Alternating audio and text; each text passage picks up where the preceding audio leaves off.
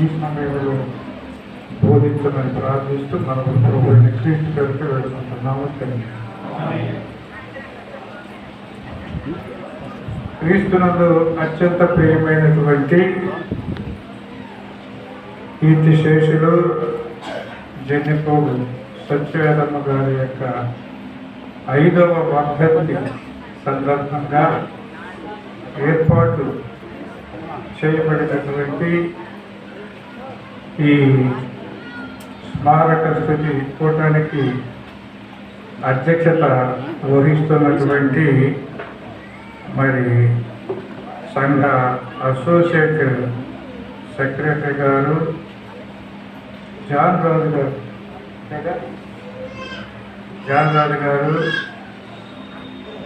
మనకు ముందుగా ఒక 4 మాటలు మరణాన్ని గురించి ముచ్చటగా చెప్పినటువంటి బంగారాజు గారు, అలానే పాట పాడి ప్రార్థన చేసినటువంటి సురేష్ బాబు గారు, మరి ముఖ్యంగా మనందరికీ అత్యంత ఆత్మీయులు, మీరందరూ కూడా ఆత్మీయ తండ్రిగా భావించేటువంటి స్థానిక సంఘ కాపరి గారు రెవరెండ్ జె భాస్కర్ రావు గారు, సత్యవేదమ్మ గారి యొక్క భర్త గారు.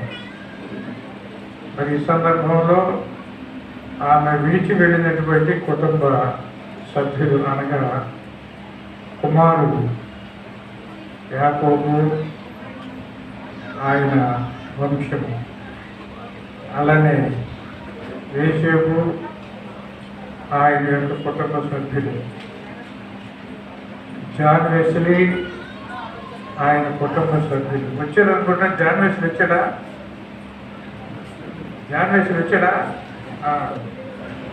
జాన్ వెస్లీ కుటుంబ సభ్యులు, అలానే కనిష్ట పుత్రుడు డానియేలు కుటుంబ సభ్యులు వారు.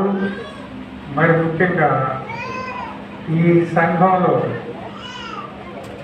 ఈ కుటుంబాన్ని ఆదరించి పరామర్శించడానికి విచ్చేసినటువంటి ప్రియమైన బంధువులు, సంఘ సభ్యులు, స్నేహితులు, శ్రేయభిలాషులందరికీ మన రక్షకుడు పునరుద్ధానుడైన యేసు క్రీస్తు శుభనామమున మీకు వందనాలు తెలియజేస్తూ ఈ సమయంలో కొద్ది నిమిషాలు మాత్రమే దేవుని యొక్క వర్తమానాన్ని అందించాలని నేను ఆశిస్తూ ఉన్నాను.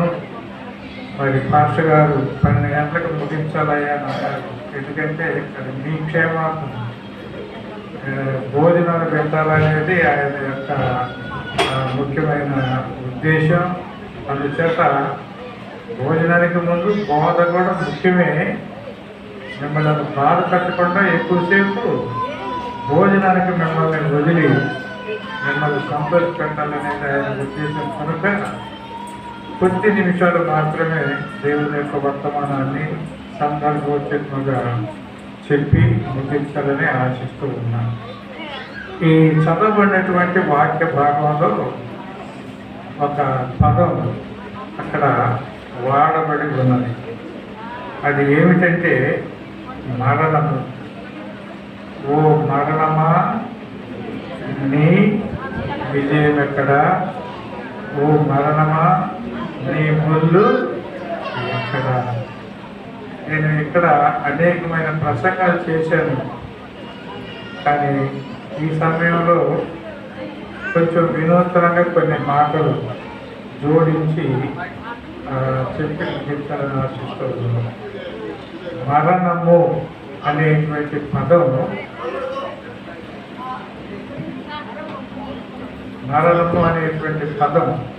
దాని వ్యుత్పత్తి అర్థం మనం కొంచెం తెలుసుకోవాలి. ఈ మరణం అనే మాటలో మాని తీసేస్తే మిగిలేదేమిటి? రణం. మా అనేటువంటి పదాన్ని అక్షరాన్ని తీసేస్తే మిగిలినటువంటి పదం రణం.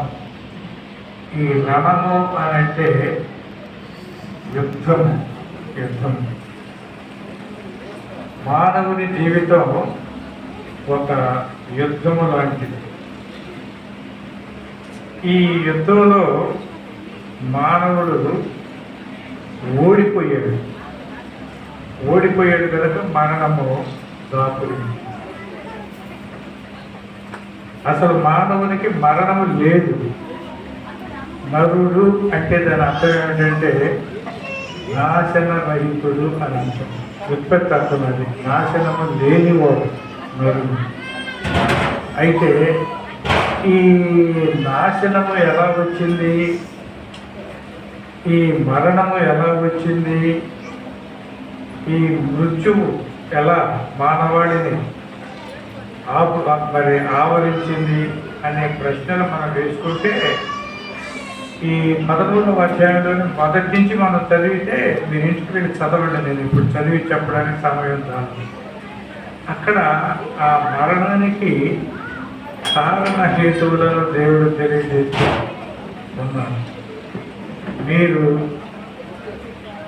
నన్ను విస్మరించారు, విగ్రహారాధికులయ్యారు, ఆజ్ఞను ఉల్లంఘించారు. నేను మిమ్మలను ఐగుప్తు నుండి ఎలా నా భుజముల మీద మోసుకొని వచ్చానో మీకు జ్ఞాపకం ఉంది. పాలు తేనెలు ప్రవహించే దేశంలో మిమ్మలను స్థిరపరిచి స్థాపించి మీ అవసరాలన్నీ తీరిస్తే మీరు మదించి క్రొవ్వు బట్టి నన్ను విస్మరించారు. అందుచేత నేను పాపపడి ఉగ్రుడనై మీ మీద కొన్ని శిక్షలను విధించవలసి వచ్చింది. ఆ శిక్షలో ఒకటి ఏమిటంటే మరణం. అయితే దేవుడు పరిశుద్ధతలో నేరస్తులను శిక్షించినాడే కానీ ఆయన ప్రేమలో నేరస్తులను రక్షించాడు.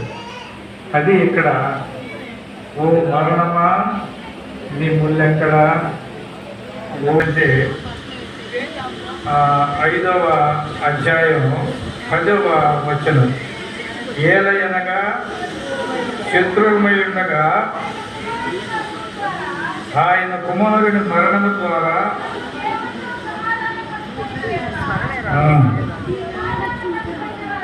కారణమై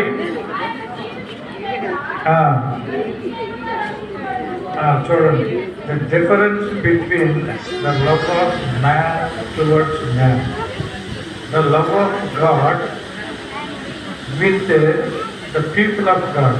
ఎంత డిఫరెన్స్! ఆల్ దట్ ఆయన ప్రేమ ఎలాంటిది? తండ్రి మీరు తెలియదు అని ప్రేమ.